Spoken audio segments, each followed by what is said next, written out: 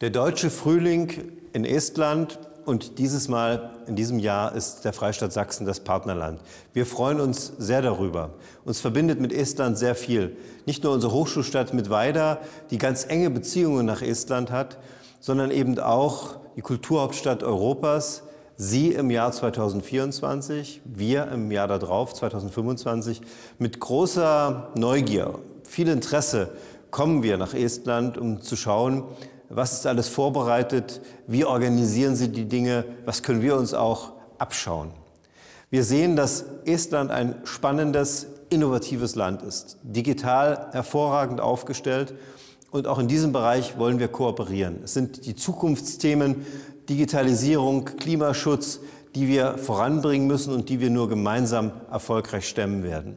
Ich wünsche der Veranstaltung viel Erfolg, freue mich auf viele, viele Begegnungen von Menschen aus Deutschland und aus Estland.